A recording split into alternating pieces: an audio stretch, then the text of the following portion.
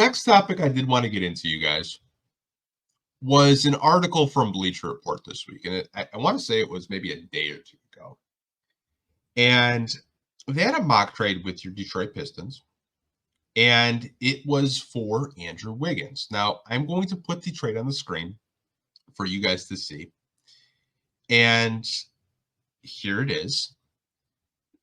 So in this mock trade from Bleacher Report, the Pistons would get Andrew Wiggins, Gary Payton, 2026 and 2028 picks from the Atlanta Hawks, and a 2029 second-round pick as well. Now, the Pistons would not be sending any players in this deal. The only thing they would send is a 2030 second-round pick. Now, Bleacher Report goes on to say that the Pistons could have as much as $60 million in cap space this offseason. They should use some of it to take on veterans and picks from a team looking to shed salary.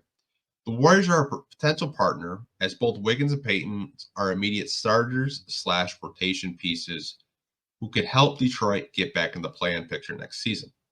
Detroit would also acquire 3 second-round picks in this trade. It could easily absorb the contracts, both Wiggins on 2 years, $54.5 million, with a $30.2 million player option in 2026, 2027, and Payton on a 1 year, $9.1 million player option in 2024, 2025.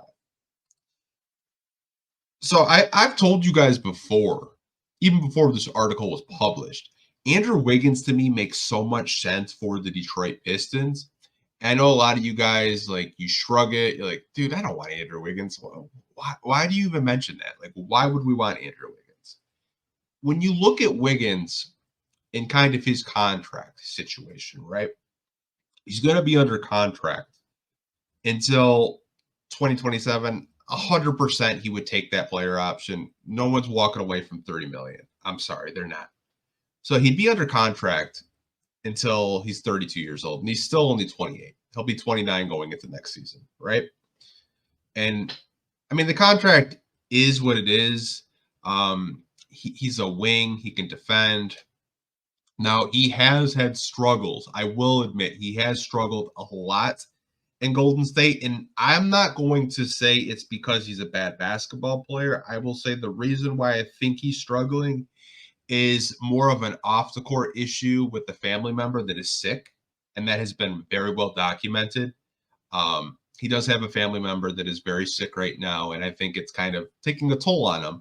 Now, I don't know if that family member has gotten better since then, but I think at the end of the day, he's still a good player. I mean, if he were to get traded to Detroit, he's arguably your second best player?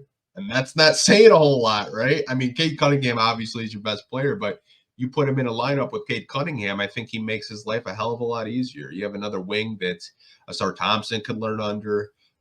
You have another wing that's versatile, can shoot threes, good defender, really good cutting. I've always been a very high on Andrew Wiggins, and I know he's not the most sexy name out there. I know people, they like the Lauri Markkanens, the Brandon Ingram, the Trey Murphys. Like, I get it. But this is kind of like a B- type of player that I think that the Pistons could realistically target. I really do. Gary Payton is another interesting player. Obviously, Bleacher Report had said that, he's going to be on a similar type deal. He's under contract until 2025. He's got a player option for $9.1 million. He's probably going to accept that, because who wouldn't want $9.1 million? I know I would.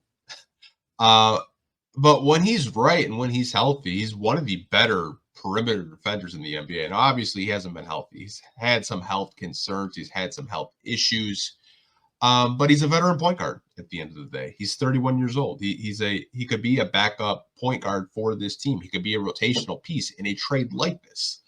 And I like the fact that the Pistons really don't have to, give up anything in this trade.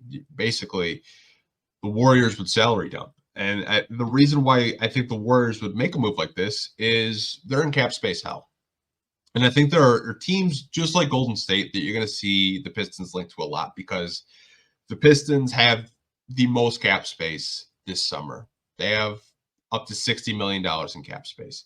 They can position themselves and put themselves in trades like this. I'm not saying they're going to do it Andrew Wiggins and Gary Payton trade, but there are going to be teams in the NBA, teams that underperformed this playoffs. Like I'd keep an eye on Minnesota. They're going to be in cap space hell. I'd keep an eye on New Orleans. That's a team that I would really zero in because they have a lot of wings that you could target. Trey Murphy, like Najee, even Herb Jones to an extent. Like they have a lot of wings on that team. I mean, you even got guys like Brandon Ingram. I don't know. Maybe you never know. You really never know. If New Orleans wants to keep that team together, it's getting very expensive for a team that's never won an NBA championship, never really had a deep playoff run because of injuries. And, they just get bounced in the playoffs. I think another team I'd keep an eye on too is the Phoenix Suns. Given they have no draft capital, they have a very expensive team. And I think if they don't at least make it to the Western Conference Finals, they might have to split that up. Maybe they put Booker on the block. Maybe they try to trade Beal. Maybe KD wants out. I don't know, but that's in a very expensive team to keep together, and that's a team I would keep an eye on. I know a lot of Pistons fans. I said Devin Booker. They probably lit up like a Christmas tree. I know they want Devin Booker back in Detroit. I would love Devin Booker back in Detroit. You never know, but those are some teams I would definitely keep an eye on. Golden State, Minnesota, New Orleans, Phoenix. Those are all teams that the Pistons could take advantage of because they have cap space and they could, help those teams get out of cap space hell. But at the end of the day, you actually have to get players. And that's why I'm a little bit nervous because we've had cap space before and we did the other team's favors. I'm talking about the Knicks. Like, the Knicks wanted to sign Jalen Brunson. They didn't have the cap space. What did the Pistons do? We took on Kemba Walker, no knees Kemba Walker, Alec Burks, and I think there was another player a part of that trade. I just don't remember. But we've done that in the past where we've had cap space and we've done the other team's favors, but we really don't get an NBA rotational piece back. I'm hoping this summer, with $60 million in cap space, they look at teams like Phoenix, they look at teams like Golden State, New Orleans, and try to take advantage of that. And I think they should. And I think a lot of you guys would probably agree with that. When you have that much cap space and you look at free agency and it's very underwhelming, there's not a lot of star power this free agency. Look to the trade market. Look for teams that are desperate. Look for teams that want to get out of that cap space hell. And, you can kind of help them get out of that cap space hell. But, try to get a player that can help this team. Try to get a player that can help Cade Cunningham and, possibly Jaden Ivey, Jalen Duren, Asar Thompson. Try to help them, get to that next level. Because I think all of us can agree this season, wash.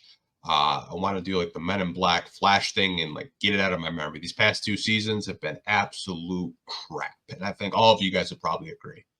But again, don't be surprised if you see trades like that happen. Don't be surprised if you see, Golden State, Phoenix, New Orleans. I think it could happen. I really do.